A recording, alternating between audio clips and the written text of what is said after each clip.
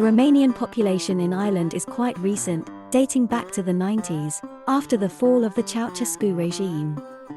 As the Irish economy flourished, young Romanian males in particular provided a welcome support to the construction industry. When Romania became an EU member in 2007, the numbers arriving grew, and the latest census shows that they accounted for the greatest population increase in non-Irish nationals, bringing the total to about 30,000. Over half of these were living in Dublin. One of the earliest Romanian arrivals was Uța Nilas, who manages the popular shack restaurant in the heart of Temple Bar. I was born and grew up in a small little village in Transylvania, very close to Dracula Castle. I decided to come to Ireland when the things went kind of bad back home. The idea was to be here for a year or so, but then here I am after 20 years, and Ireland actually become my second home. I'm very proud I'm Irish citizen now, and then I'm fortunate with this, I believe. I haven't got any English when I came first. I knew kind of bye-bye and I love you and thank you from the movies I was watching. I worked kind of from the very low bottom, as a cleaner, as a bartender, as a waitress, as assistant manager. Then I did a little bit more study, and I've got a FITAC, management and business certificate. Uța managed to get to grips with learning English from scratch and worked her way from restaurant cleaner to restaurant manager. But there was something that Romania offered that she found hard to replace in Ireland: the fresh foods of home. The real miss is the taste. You wouldn't taste anything like if you go back into your garden and just grab a tomato or spring onion or carrots. My mom was growing up vegetables in our garden, and it's a mountain village, so you could say it's the same weather like in Ireland most of the time, because the summer doesn't really last long and the winter there is very long. But they had a greenhouse. My dad was building greenhouse, and every single thing you put on the plate was like a heaven taste, like small little tomatoes or carrots, or the meat. They had the chickens and the pigs and cow. Everything was kind of organic.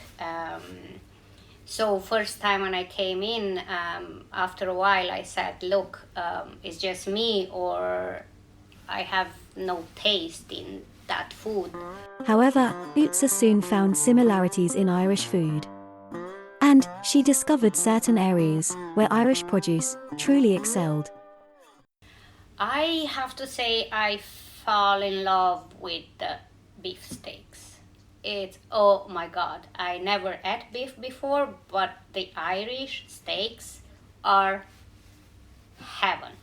When Uța agreed to take on the Romancing Ireland challenge, she was not surprised at the choice of meal that the Romanian online community had voted to represent them. I do cook sarmale. My mom teach me how to cook since I was 14, 15 years old maybe.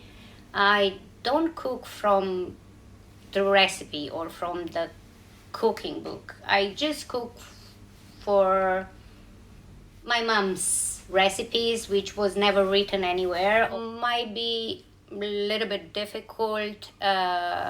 We have to substitute the rice. But I'm not afraid of it. I was taught back in time by my mom, you can do everything you want, just use your imagination a little bit. Sarmale is cooked with pork meat. You can mix with a little bit beef, which I wouldn't recommend back home, because the beef meat in Romania is not good at all. So you can mix a little bit or just use the greasy part of the pork, so that gives a good taste to sarmale. And then you put rice, and then you put onions, and then you season with salt and pepper, and then you roll them in cabbage. Our cabbage is sour cabbage, so every autumn my mom was just putting the cabbage into a salt, a bit of vinegar, and you leave them there, and it comes soury after. And in between you can put a little bit of smoke, bacon, or any of those pig's legs or such. It gives even better taste. For her Romancing Island challenge, Uța will need the meat for the sarmale, and, for the ciorba di berta, some tripe. A little research leads her to Dolan's Butchers, in the North Dublin suburb of Finglas. Hi, I'm looking for Michael. That's me. Dolan. That's me. Hi, I'm Uța. Lovely to meet you. I was talking to you on the phone this morning. Yeah. And you want to do the nicest, finest Romanian traditional dish. You want the Yes. nicest, finest bit of tripe on the land. Well, it's only in this morning. So you have your pick. Good. As I said to you on the phone, like that's what most Irish people will go with. Like that's your honeycomb. So the honeycomb part, It's that softest. definitely will Yeah, do, yeah. is the softest one, and Yeah. that gives a very good taste. And then a bit of the other one, so we Mix can and mix, match. mix, Mix and and match, match. yeah. So I believe that was exactly Yeah. what I'm looking for. Yeah. Then we have for a main meal another dish I want to cook, sarmale, and I'm looking for some pork, minced pork, Minced some pork. smoked bacon, and then that will do me for the like rest. I mean, just in the smoked bacon, we had this is a loin. Oh That's yeah, a loin. That'll be that's in rasher form now. exactly. That's a perfect one. That will be sitting in between the sarmale, Oh, very and good. I would need some pork mince. So Well, you see this right here. That with so, a fat. like I mean, that's a loin. That's the end of a loin. That'll be the end of that. exactly. So and if you you get can sacked mince for that, leaving that. for me that would be Perfect. great. Exactly. Right. Exactly. While Uța, with all her meat products, heads off to source the next Irish ingredient for her Romancing Island meal, Michael reveals that tripe has a long association with Dublin food lore. Tripe. Now, as we all know, tripe is a cow's stomach, a big beach ball of a thing, 4 different compartments, 4 different rooms in it. Like I mean, there's a part called the mountain chain, hard as the hobs of hell. There's the honeycomb, which would be the softest, but unfortunately, it's the least amount of an entire belly. In Ireland, it would be. It was always. I never knew where this came from, but it would always talk about people with stomach ulcers would always kind of boil tripe with very, very, very creamy milk and an onion, and this was meant to be great for stomach ulcers. It would have been the main ingredient of coddle, all the white meats, all the bacons and porks and sausages and rashers, and and the tripe, and the soup of that would be very milky. I'd like to see people go back to the roots. I'd like to people go back to stews and kind of like I mean just traditional dinners. Instead of every fridge in the country being full, now every fridge in the country has a menu. The local pizza, the local fish and chip, the local Chinese. Uța's traditional dinner requires pickled cabbage leaves, and she has come to the North Dublin countryside with an idea about what to use for the pickling. There's quite a long tradition of growing apples in Ireland. It's really the only fruit. It's our fruit, and certainly our what you'd call wine fruit. And cider is the wine of Ireland, if you put it that way, because grapes are grown in climates where you can grow grapes.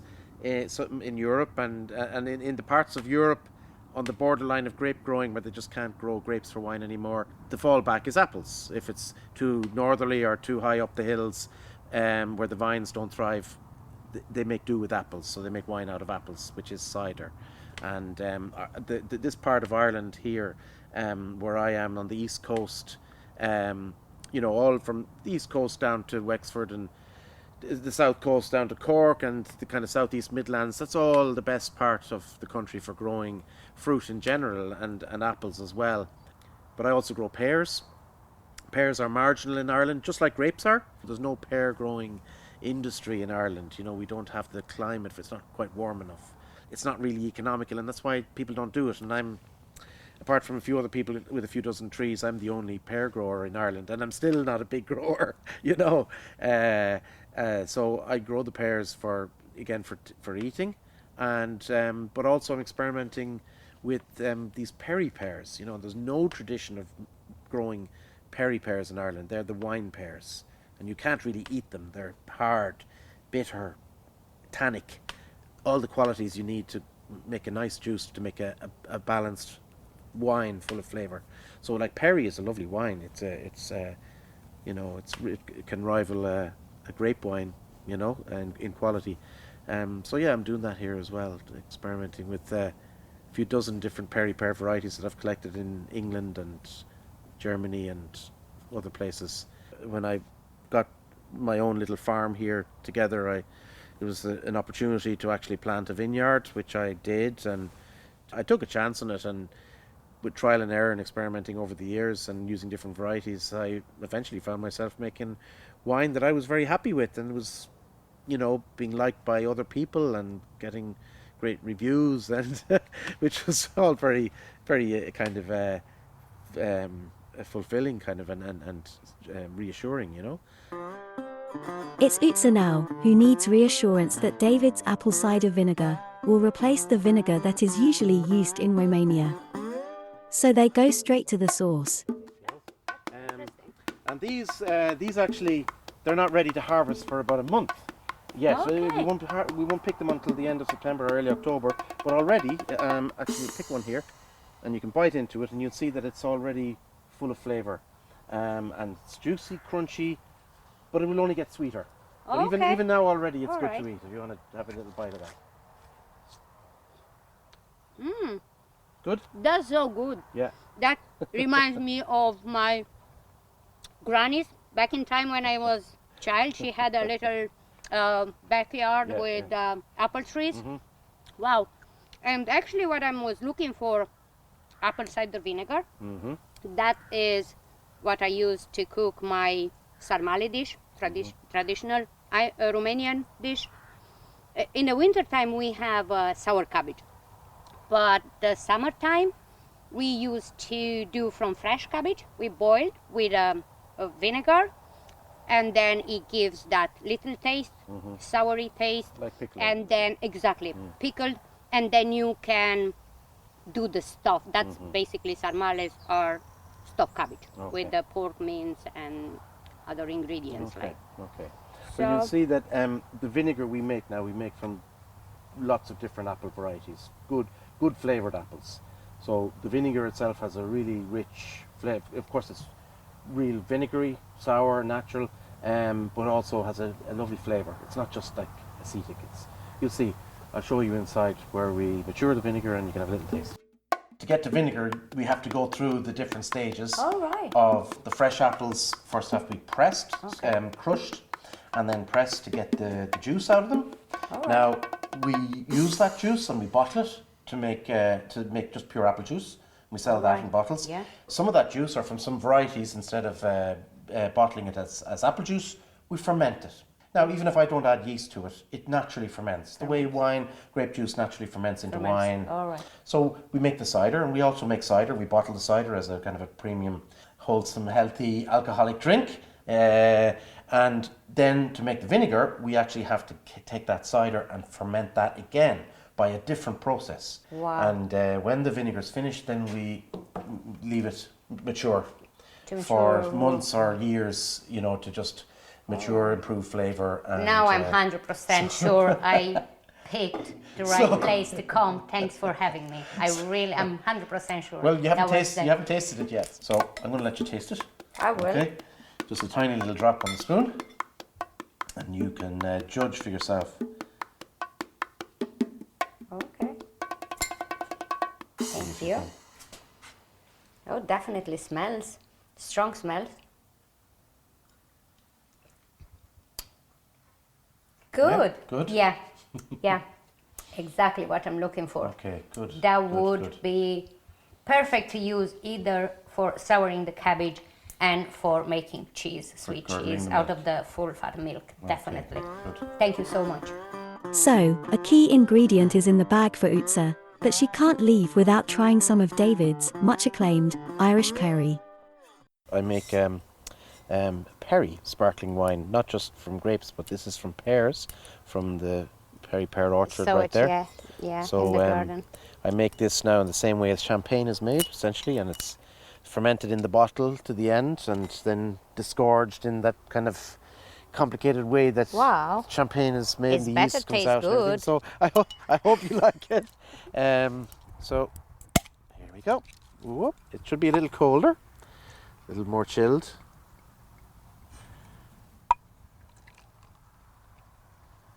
Here we go. That's okay. So So listen, this is just to wish you well with the meal, and it was really a pleasure, and all the best. Nuruk.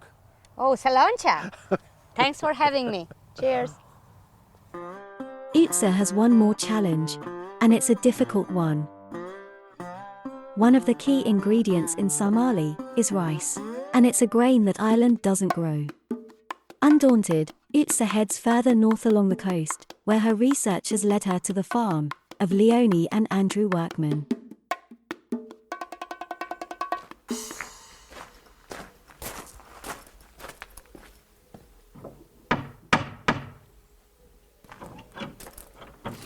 Oh, hello, hello, how are Hi. you? Hi, Leonie. Hi, Andrew. Hello. Lovely to meet you. Thank you very much for having me. I'm so happy to be here. Lovely place you got. So as we spoke on the phone, I'm trying to cook the Romanian recipe, sarmale called. It's gorgeous. It's lovely. delicious. And then I try to replace the rice. So as you said, the spellberry would be the perfect Brilliant. ingredient, organic as I like it. Well, you're welcome, and Joe, come and see what we've got. Yes. Yes, Sure. thank you. Spelt berries are just one result of the passion and enterprise of Leonie and Andrew at their Dunaney farm. Just like their grains, the couple's journey has been somewhat organic. Initially, we were going to sell organic grain into organic farmers, but that proved too difficult. County Louth, I think, has only about 6 organic farmers, maybe 8 now, I'm not too sure, but we're very much a minority. And nearly all the organic produce that's made in Ireland tends to be down West Cork or in the west of Ireland. And there are only very few really organic cereal farmers. So to get the added value, then we converted all in flour. Most of the grain or the flour that comes into Ireland, it comes from, well, you don't know where it comes from, that's the truth. You do not know because it's all mixed and blended, and what happens is a bread maker will say, I want 12.5% protein, so they just mix all the flours or the grains together, and then you get your 12.5 protein. But it would come from America, could come from, as far as field as Australia and places like that, because you can move a big ship of 20, 50,000 tons of grain quite happily around the place. And for the local economy, it just helps people realize that there is something out there other than just going to the supermarket and buying your product and not looking at where it's come from. We here in County Louth have quite a few local markets, I think Drogheda Market, and Dorcan, there's a local sort of cooperative that can buy it. You can buy through the cooperative and get grain of flour and vegetables and things like that. But there's a lot of local producers around that if you go to them, they will actually sell off the gate. Things like potatoes, I've seen potatoes, we have a local here who will grow vegetables for you. Now they don't necessarily organic, but they would have far less than what I call the industrial growers would have in sprays, fungicides and things like that. But you have to look for it. It won't be in the supermarkets. Going back to spelt then, it's come back into fashion because it's easy digestible and it's low in gluten, and it's very good because you can use it in soups and salads and things like that, and it doesn't disappear and it holds its shape in the bowl. To show you some of the products that we have, we do 2 types of wheat flour. So we have the fine ground wholemeal And we have an extra course, and they're both really good in soda bread. Good. We also do a spelt. Makes great pastries. I use it in cakes, scones, all sorts of things. It's very nice. The rye flour, I think traditionally a lot of people would have used it for a black bread. Now it's becoming increasingly popular for sourdoughs, and this is a rye sourdough. That's a rice sourdough. It looks, wow, delicious. Tastes good too.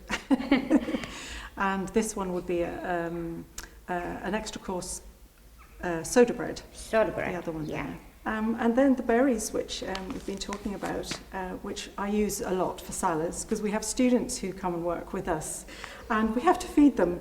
So you can make really big, bulky salads, which are very nutritious and very filling, and I use this a lot. So it's a great substitute for rice. This is what it's like when it comes out of the combine. It's very coarse, and you have to dehull it, and that is really the main expense of spelt. It is also a very low yielding plant. A conventional farmer would get 4 tons of wheat per acre. We get a ton of spelt Wow. if it's good. And sometimes you get even less. Now it's exactly what I'm looking for. Good. I think that's the perfect ingredient to replace the rice for my Wonderful. recipe. It's organic, and it's the texture and everything. It's exactly what I'm looking for. The ingredients are stacking up nicely. All that's left for Uța is to pick up the necessary vegetables and cook her Romancing Island Challenge meal. But to find good quality vegetables is essential if the meal is to pass muster. As a city centre dweller, Uța knows exactly where to go.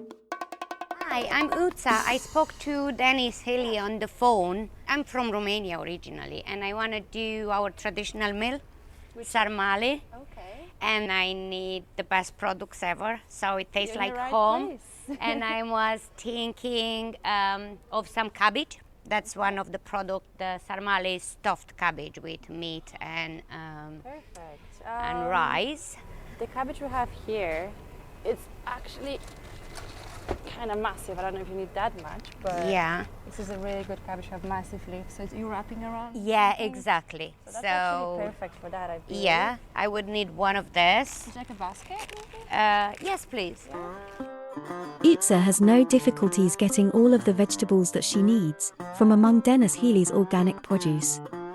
So it's home to start cooking for her 2 Romanian housemates, who will be her dinner guests, and judge her 3-course meal. I'm gonna cook the ciorba de burtă. That would be the first course. So for the first course we have vegetables. That's carrots, and then turnip, and then onions and little garlic. This makes the difference, but the main ingredient is a tripe.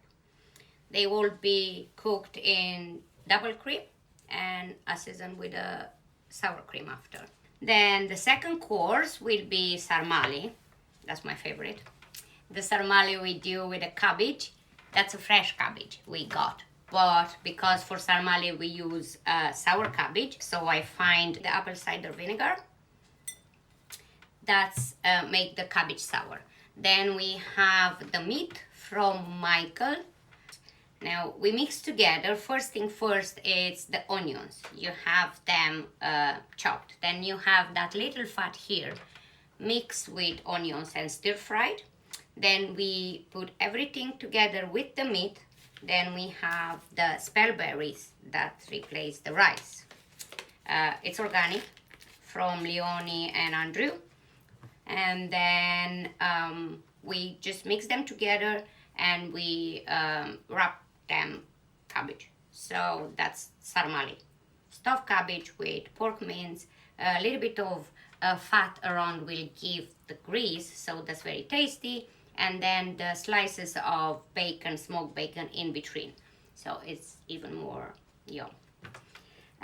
For dessert, we have a papanashi.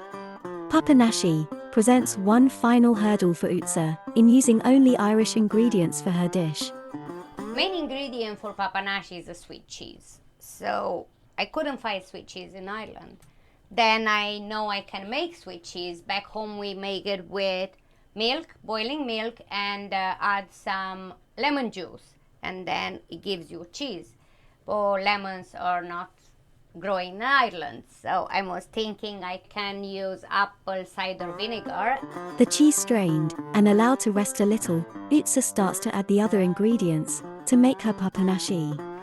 That's flour we're gonna use, and then we mix with eggs and milk, a bit of sour cream, and then we deep fry them in oil. I got the rapeseed oil, so that's Irish. So I say that's my favorite meal. Let's see if I'm able to show you the final result.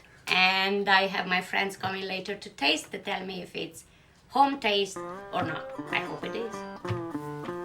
With her two guests seated at the table, it's the moment of truth for Uța. Welcome to Romanian traditional dinner made with 100% Irish ingredients. You're gonna judge me tonight, and I hope I'm just standing up at your level. So let's see. Please, the chorba first. I hope it's hot enough. It's clear from the outset that the chorba's a success. Ciorba de burtă. It's perfect. You like it? Okay. Enjoy. Next up, the dining judges try Uța's sarmale, with apple cider vinegar used to pickle the cabbage, and spelt berries replacing the rice. Poftă bună. Mulțumim.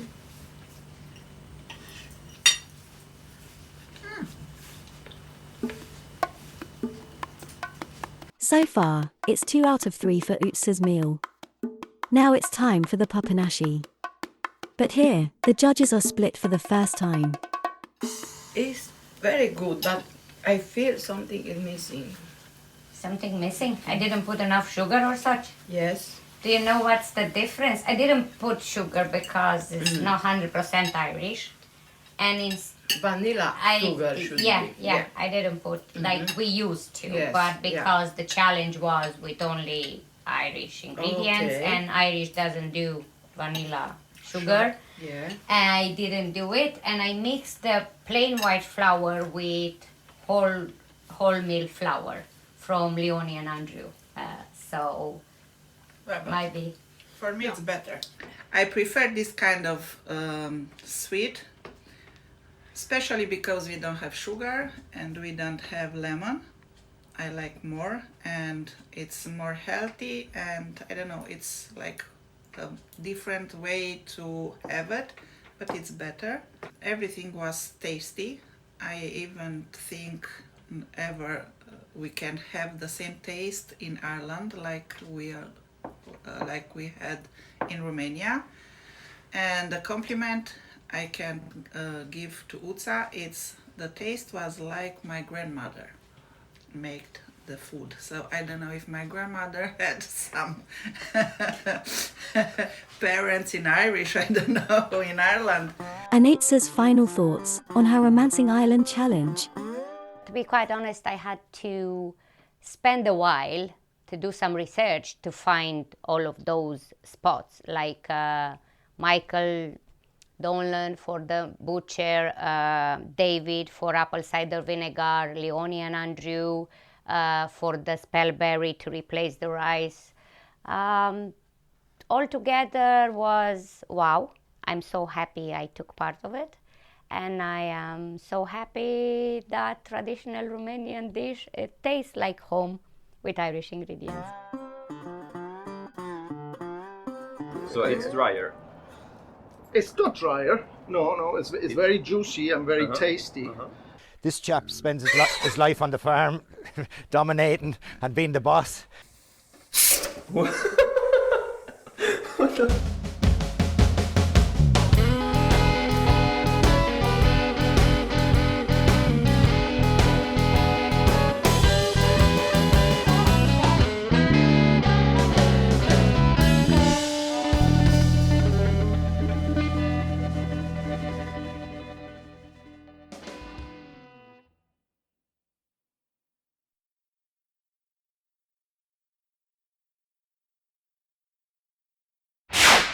DeclanCassidy.com